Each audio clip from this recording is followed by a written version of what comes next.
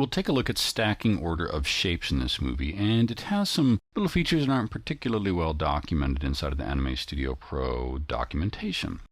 Let's go ahead and first explain what the idea is. We know that if we create layers, and if I create multiple layers, say another vector layer, I can actually drag these around, one on top of another. It's a very intuitive, easy to understand way to control more and more complex scenes as you build them.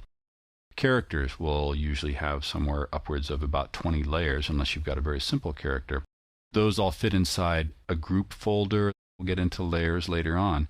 But on a single layer, you can actually have a specific stacking order and move shapes around in them, and you can also animate that function if you want. But we need to know how to work with that. So let's come over to our shape tool here.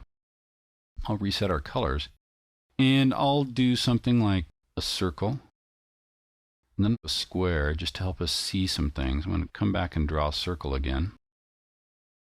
And finally, I'll end with a square, or I should say a parallelogram of sorts. Now, obviously, you notice that as I draw these items, the first one drawn is the farthest back. Let me go ahead and change the colors of these using my Shape Select tool.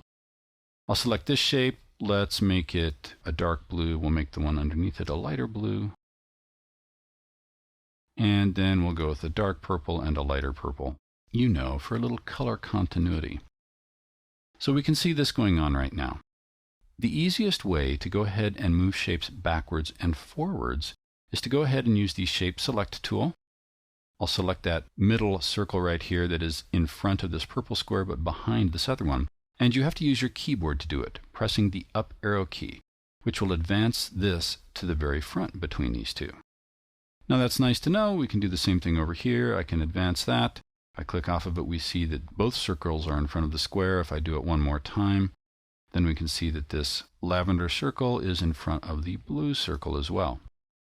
But here's where things get a little bit tricky. And here's where it's nice to know some of these other features that are available through shortcuts on the keyboard. I'm going to use my Transform Point tool, keyboard shortcut T, and select this dark blue type of shape, and I'm going to make it larger, a lot larger in fact. And I'll move it over here to say in front of some of these other objects. In fact, using the Shape Select tool, I'll select it and keep pressing the upwards keyboard command until it is in front of everything. Well, that's great. That's just great. What happens now if I actually want to grab a shape back behind it? Because if I click the shape right here, I'm going to get the one in front, and there's no real way for me to get back here unless I move it around. Well, that's not necessarily true. And here is the trick. Since I'm working on a Mac, you will have to use some keyboard shortcuts, and same for the PC. On the Mac, hold the Command key or Apple key. On the PC, hold the Control key down. And here's another little feature. The mouse cursor actually needs to be over the shape that you want to select. In doing that, holding down the modifier key, either the Command key or the Control key, depending on your platform, and clicking the down arrow key tells Anime to select the next object below it. There was only one object below that. It has selected and is showing me that circle that we have drawn. If I release the keys now and just press the up arrow key, we see this advance to the front. So it is very possible to go ahead and do a multiple select or grab shapes behind others, all on a single layer using this keyboard combination.